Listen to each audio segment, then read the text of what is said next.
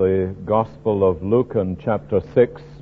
Perhaps I should explain for those of you who are not with us in the mornings why we are turning to this chapter. We are in the course of a series of studies in Luke's Gospel, and Sunday mornings just now and this morning we took what I suppose is a kind of telescopic view of the whole of chapter 6 of Luke. And I thought it would be of some value to us to turn to the second half of this chapter, and while not to look at it microscopically instead of telescopically, at least to come a little closer to the teaching of this really important section of Luke's Gospel and of the Gospels generally, which we call the Sermon on the Mount. And I'm going to take it for granted that this is Luke's version of the Sermon on the Mount this evening. I was suggesting this morning that it was the new lifestyle that Jesus is here describing for the new creation of which he speaks in chapter 5 of Luke. He uses rather vivid illustrations to describe how what he does, what he has come to accomplish, is no mere mixture of a little bit of religion, as it were, into the old life. He says new wine, the new wine of the gospel, has to be put into new wineskins or else it will burst them, because it is filled with the vibrant life and power that would break through old traditions and old containers. And he is speaking about a new creation when he speaks about what he accomplishes in the lives that he touches.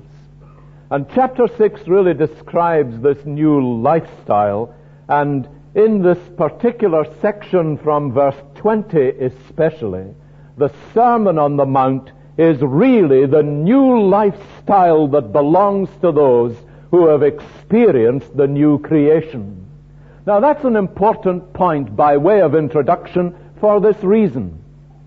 There is a classic misunderstanding of the Sermon on the Mount and a classic misuse of it, which goes something like this. People will say, all you need to do in order to be a Christian is to try as hard as you can to keep the Sermon on the Mount, to live by these ethical standards that Jesus set up. And if you do, or do as best you can, you will be accepted by God and enter the kingdom.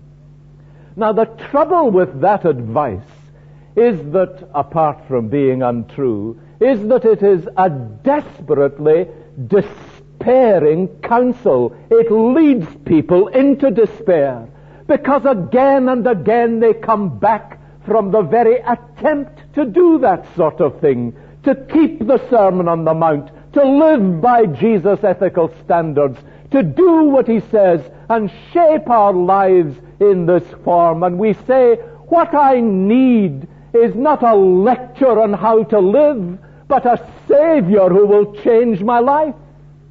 What I need is not moral counsel, but a transformation in my character.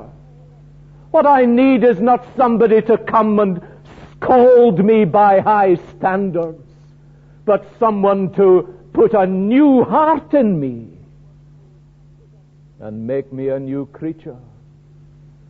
My dear friends, nothing less than that is what the authentic Jesus does. He does not merely come to mix a little religion into your previous pattern of life. He comes to make you into a new creation, so that Paul says in 2 Corinthians 5, if any man is in Christ, he is a new creation. The old has passed away. Behold, the new has come. And here in the Sermon on the Mount, what we are reading is not Jesus' advice to those who would enter his kingdom, but the marks of newness of life for those who already have.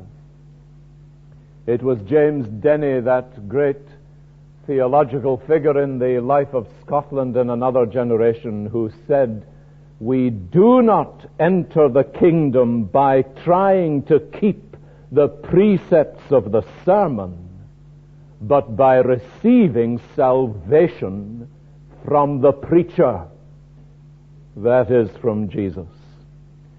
So the theme of the Sermon on the Mount, and it's important for us to establish it, is not how to enter the kingdom, but how to live as a member of it. It presupposes the miracle of God's grace in our lives.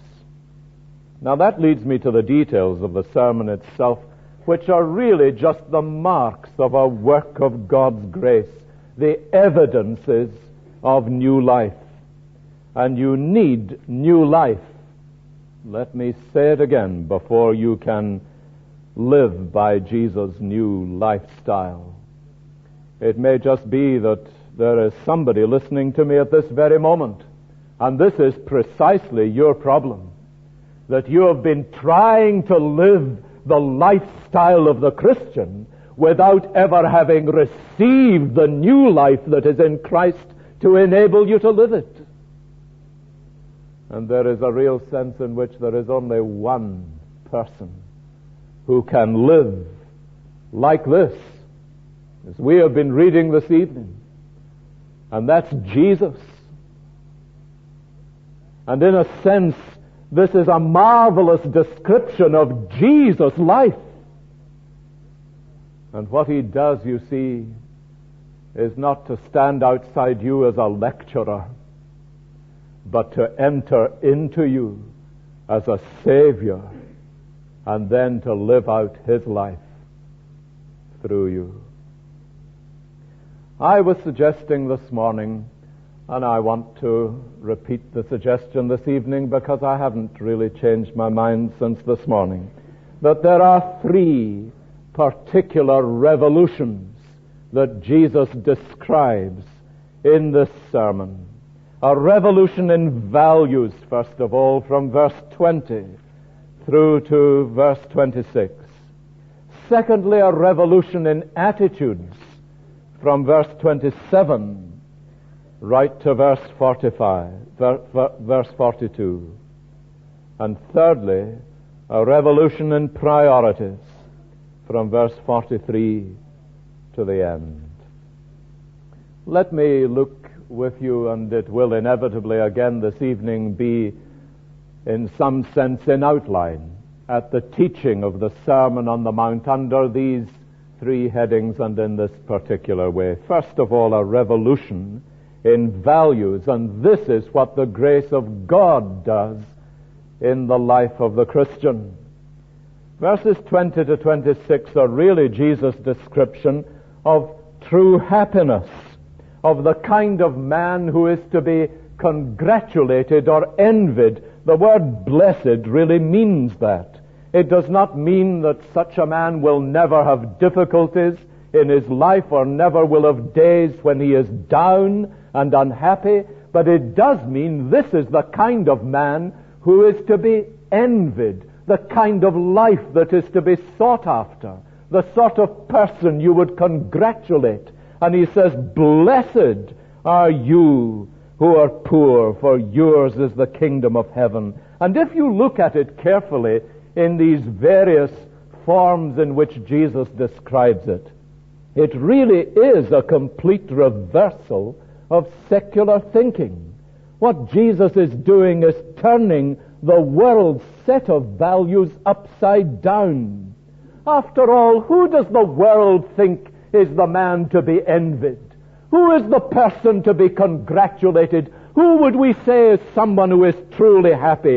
Is it not the man who has things like wealth and health and plenty and freedom from cares and popularity? Well, Jesus says, "Blessed are you who are poor, hungry, weeping, hated." And when he looks at the opposite condition from verse 24, because there is a symmetry about the construction of Jesus' teaching, and he goes through these very conditions in their reverse form, he says, here is somebody to be pitied. Woe to you who are rich, for you have already received your comfort. Verse 25, woe to you who are well fed now. Woe to you who laugh now. Woe to you when all men speak well of you. Here Jesus is saying, what a pity for these people. Woe is not a sort of threat of judgment. The word really implies, what a pity for these people. They are to be pitied. God have mercy upon them. That is what he is saying. What a shame for them. They are not at all the kind of people you ought to envy. They are the sort of people you ought to look at and say, what a shame that they have landed in this appalling situation. Woe to those who are rich, those who are well fed, those who laugh now, those of whom all men speak well. Now the extraordinary thing is that Jesus is saying that the mark of the new creation is that the members of it will prize different things from the men of the world. That's what he's saying. He is saying they will set their values by a different scale. They will have a different form in which they look at people and say, that's the kind of man I would like to be. That's the sort of condition I would like to be in. Now you can test so much of your life by this. You can test whether the marks of grace are there in your life or not. What is the kind of man you envy? What is the sort of condition you long to be in? If you look at somebody, who is the man of whom you say, I long that I might be like that? Because Jesus says that the things the world values highly, we may well regard as tawdry and trivial. And the things the world regards as insignificant, we may regard as the choicest blessing that we can ever have in this world, because we will test them by a different standard. And as you live through the world in our generation, my dear friends, a world of which I think it was the former President of the United States, Jimmy Carter, said, looks like a shop window where all the price tags have been changed and the cheap things are highly valued and the things that are really of significance are marked down. That's the kind of society that we live in today.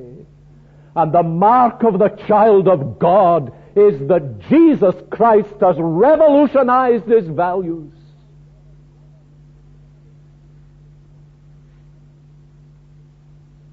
I saw it, I remember many years ago, in the life of a student who had graduated with great distinction from this university in medicine. And somebody was talking about the possibilities of her future, where she would go, what achievements she would have, what distinctions would yet lie before her. And then she announced that she was leaving it all and going to missionary service in a remote part of the world. And somebody came to her wondering whether much learning had perhaps turned her mind a little bit. And they said to her, but you recognize you will never get on in the world that way. And she turned and said two simple words.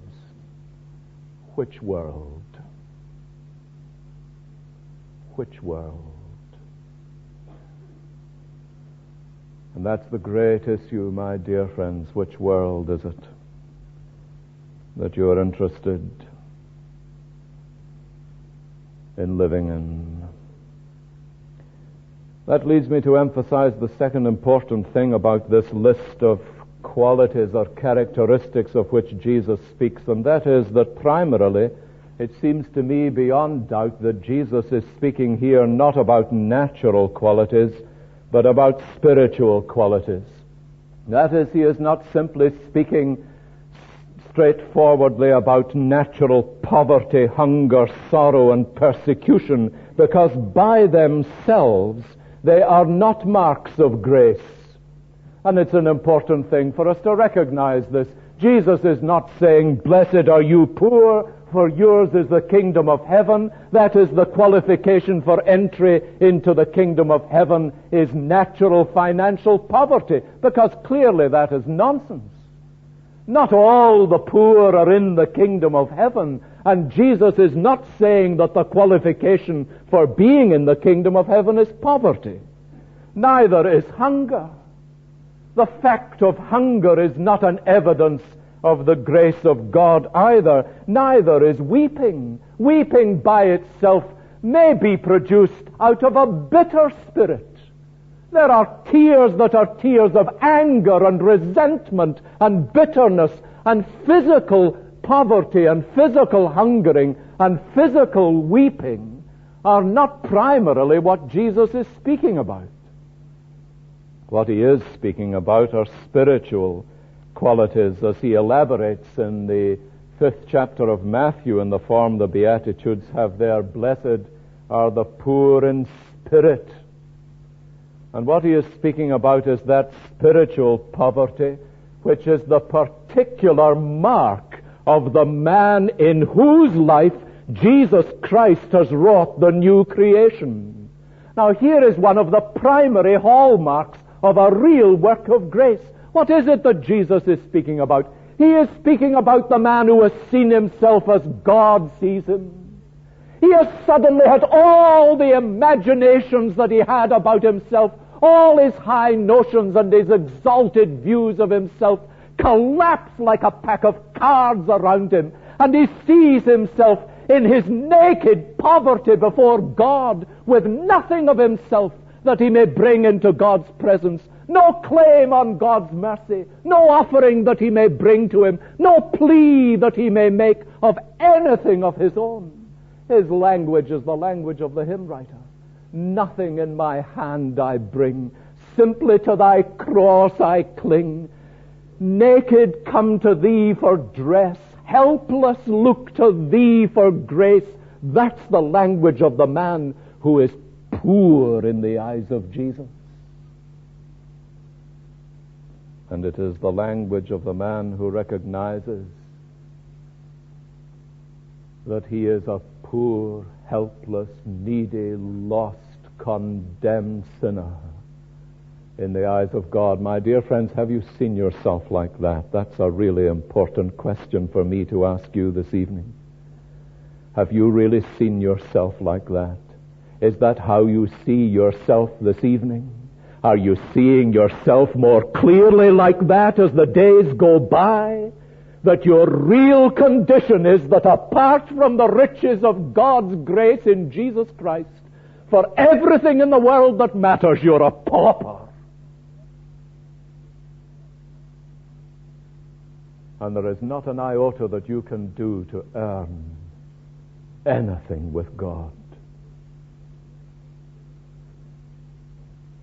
You see the reverse, verse 24, woe to you who are rich, for you have already received your comfort. I don't think Jesus is primarily speaking to those who have got money. What I think he is doing is saying beforehand precisely the same as he says in the book of Revelation, chapter 3, to the church at Laodicea. You remember that church at Laodicea? They were all professing Christians, you see. And they said, when the exalted Christ came amongst them, they said, we are rich. We have acquired wealth and do not need a thing. And Jesus says, you do not realize that you are wretched, pitiful, poor, blind, and naked. I counsel you to buy from me gold refined in the fire so that you can become rich. But the real tragedy of these people in Laodicea was precisely this tragedy. Woe to you who are rich. What a tragedy, says Jesus. These are the men to be pitied. You notice the other things that Jesus says. Not only do they discover themselves to be poverty-stricken before God, but they find that they have a new hunger for God. Verse 21, blessed are you who hunger now, for you will be satisfied. That's what has happened with the work of the new creation within them, you see. They discover that they hunger and thirst, as Jesus says in Matthew 5, after righteousness. Now that's a foreign thing to the natural man. He does not by nature hunger after God. By nature he flees from him.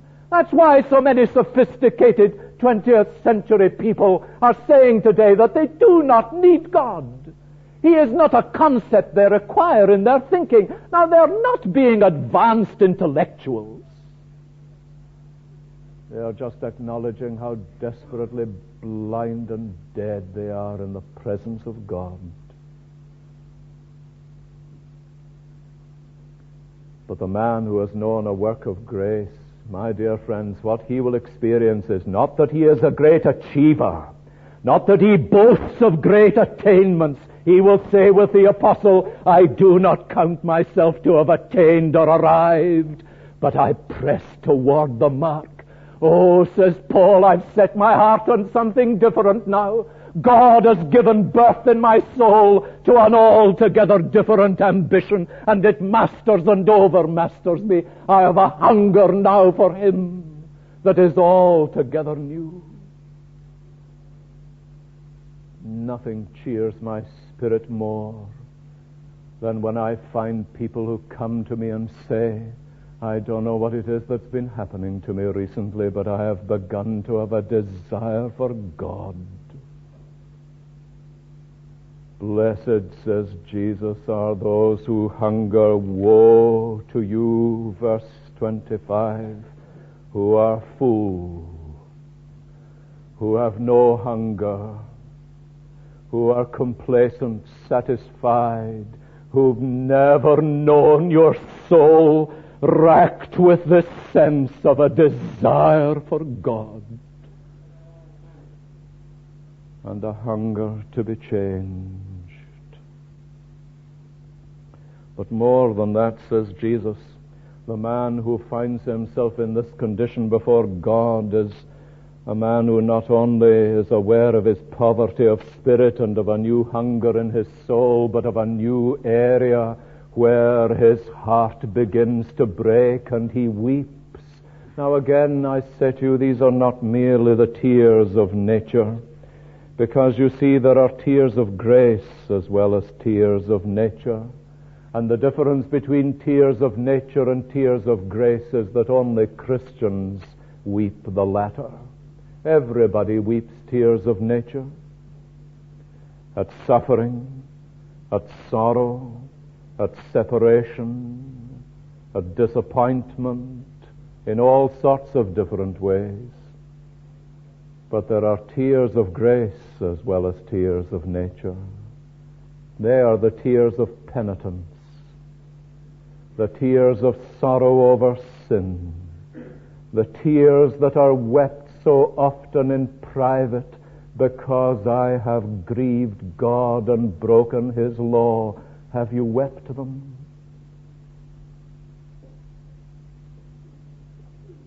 George Whitefield says the child of God is known as much by the things that make him weep as by the things that make him rejoice.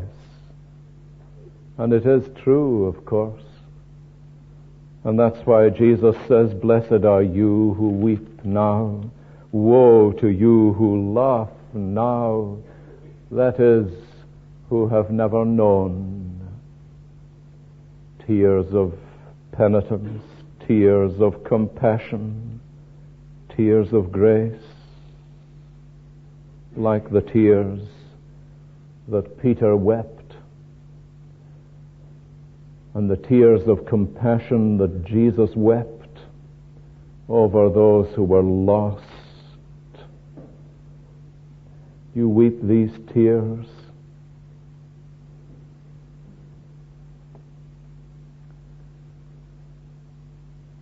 The Apostle Paul certainly knew what it was to weep them. The same is true. It's another mark of grace when he turns to the reaction of others to us. Blessed are you, verse 22, when men hate you, when they exclude you and insult you and reject your name as evil. It may be that these are the words that are used for exclusion from the synagogue, and some think they are, but in any case they are really just the reaction of others to the disciple of Jesus. You notice in verse 20 it's his disciples he's speaking to. He says, blessed are you when men hate you, when they exclude you and insult you and reject your name as evil, because of the Son of Man. But you see, the vital thing to the child of God, to the man of the new creation, is not what other people think of him. It is not their opinion or response. It is God's. And that's a mark of grace. What really matters to you? People's assessment of you? Well, now, the Pharisees were like that, you see. That's why the Pharisees really tried so hard to put on a front. That's why they were such brilliant hypocrites. They could act their way through any scene in order to convince other people that they may be seen of men, is Jesus' constant refrain. That's why they do. They give alms that they may be seen of men. They pray that they may be seen of men. They fast that they may be seen of men. That's their great interest. And Jesus says, when you pray, when you give alms, when you fast, do it in secret so that you are seen by your Father who will reward you openly.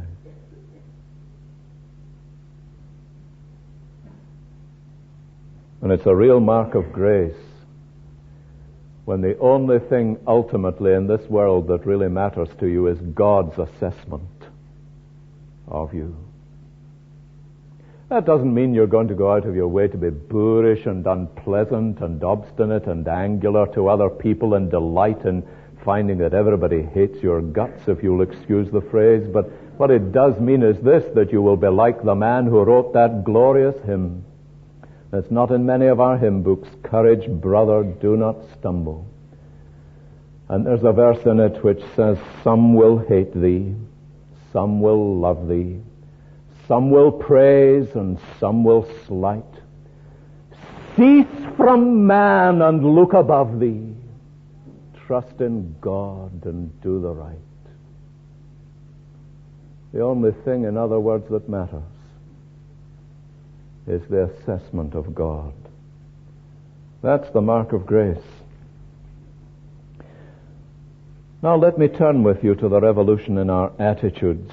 That's the revolution that is the primary revolution in our values.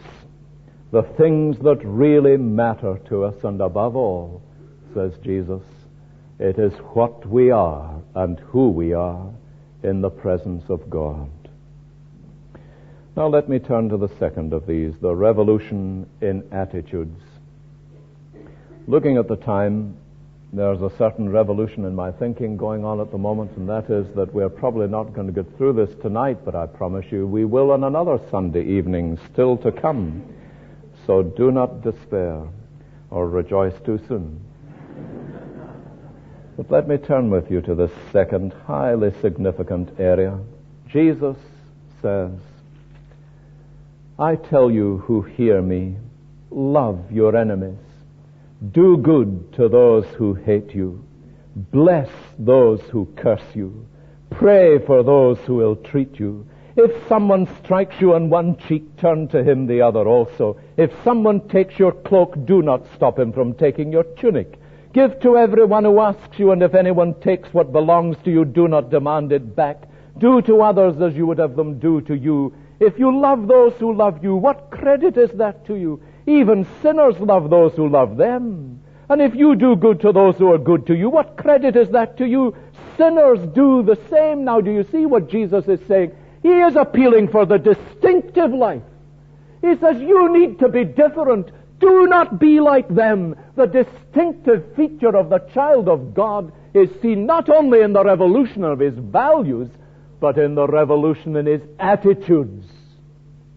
And he's talking here about personal relationships, concerned with the way we as individuals react to other people's treatment of us, or rather their ill treatment of us. And the reason is, of course, that if Christian living, if the reality of our Christian experience is tested out anywhere, it's tested out here. It's not tested out in a vacuum where you're far away from other difficult people. And that's often what many Christian people try to do, you know. They try to retreat from the world so that they will live in a nice, pleasant, peaceful Christian atmosphere. Beloved, so long as we are here in this world, even if you are with All the choicest Christians you will meet, you will always find somebody who is really difficult and irks you and gets up your back and causes you endless trouble. So it's a fruitless search.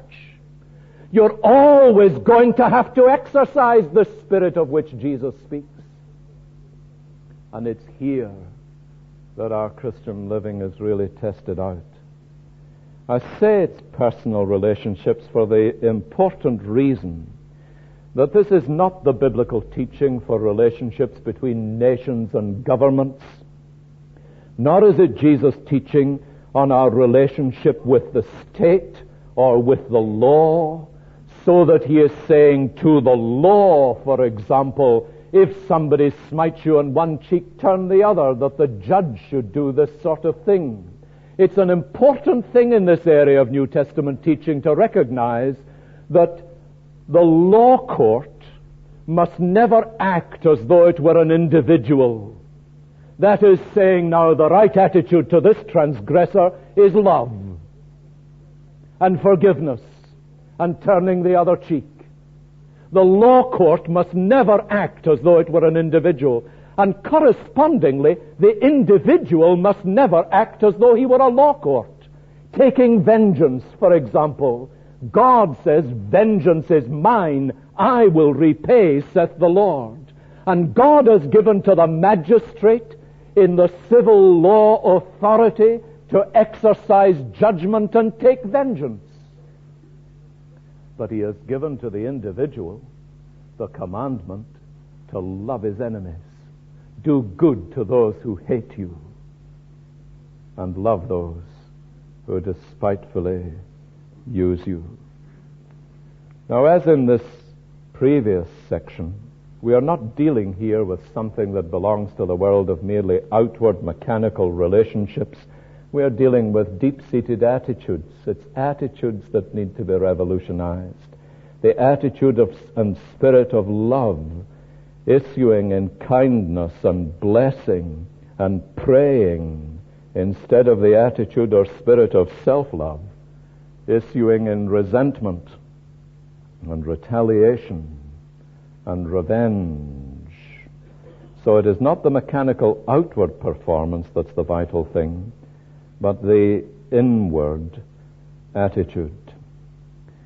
Well, now let me ask you to look, as we draw to a close this evening, at all that Jesus is teaching us about. How would you summarize it? Well, the word in which it needs to be summarized is that simple word, love. Love your enemies.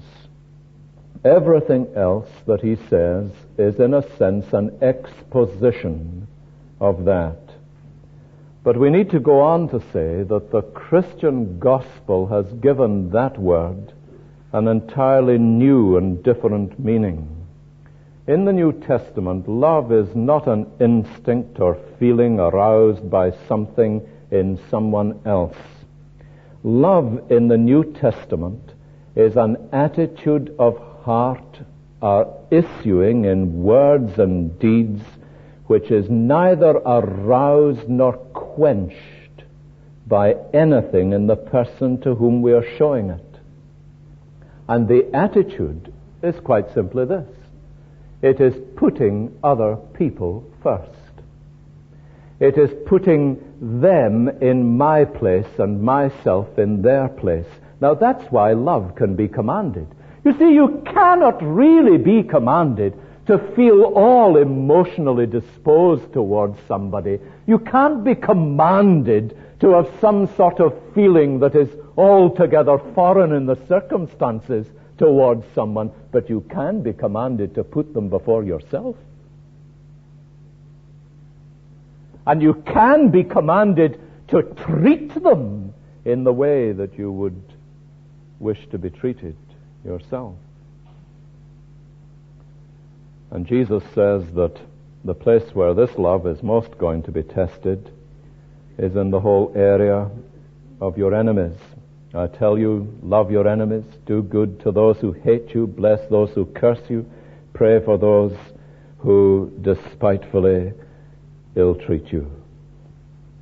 Now, doing good and blessing them and praying for them are the outgoings of this expression of love. And Jesus goes on to give us concrete examples of them. Verse 29, if somebody strikes you on one cheek, turn to him the other also. If somebody takes your cloak, don't stop him from taking your tunic. Give to everyone who asks you. If anyone takes what belongs to you, don't demand it back. Do to others as you would have them do to you. Now, what is he speaking about? Seems to me again that it's important to say that he is not simply describing a physical act, but rather an inward attitude. For example, I would actually find it quite an easy thing to be commanded by Jesus if somebody smote me on the cheek to turn the other. Because personally, I can't remember when anybody did that to me. Now, don't be tempted. But I can't, and I can't imagine that you've had many of these occasions. It's not a daily occurrence, is it, for most of us, to have somebody smiting us on the cheek so that we turn the other? But when were you last hurt by something somebody said? When were you offended and really deeply distressed by something that somebody said to you? Because so often it's the tongue that's the instrument of this sort of thing. When did someone speak spitefully or unfairly or unkindly about you? Now, when that happens, there are three things that you can do. First, you can retaliate. And Jesus has clearly ruled that out for us. Secondly, you can simmer, I think is the word, or stew for a period of time, you know. You might all the time be preserving a very pleasant kind of exterior when they meet you, or at least the stiff upper lip, but deep down you are simmering with hatred. And what is going on in your soul is, I will get my own back on them. Or, thirdly, you can exercise New Testament love and put yourself second and put them first.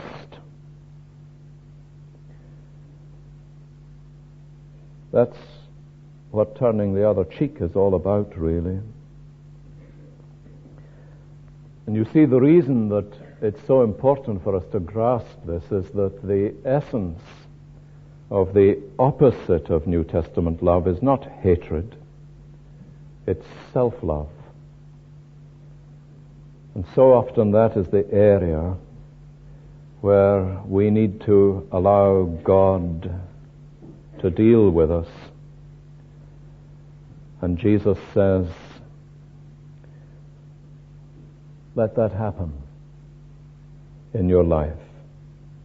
Another illustration is when somebody asks you for something. Now, again, I think the literal following of precisely what this says, while there may be occasions when it's entirely necessary, but the literal following of this is not something that many of us are called to. What it really is saying to us is, let the whole pattern of your life be such that the things that are important to you are not your possessions. That's the really important thing. Now, the world in which we live today, people. But he says, do not go on asking them back. That really is the tense in which the word is found in verse 30. He says, give to everyone who asks you. If anyone takes what belongs to you, do not go on demanding it back. He is really speaking about an attitude. And it's an attitude that is delivered from being obsessed with things. And it's that sort of distinctive lifestyle which is going to be the real testimony that the world so desperately needs in our generation. We'll come back to this revolution in a couple of weeks' time. Let me say to you as we close, many of you may be asking, how in God's name can we live like this? Well, I say to you again this evening, you can't, you know. You just cannot. But Jesus can. And it's when he comes to live his life in you that the real revolution takes place. We live in a world where everybody is crying out for revolutions. My dear friends, there is no revolution that is sufficiently adequate for the desperate needs of the world in which you and I live today, and this society in which we live, which holds inquiries into the selfish, rebellious life of its people in a nation like ours. There is no revolution that will touch that but the revolution of Jesus, which gives us new natures and makes us new men and new women. Maybe that's what you most need of all other things in the world this evening. Let's pray together.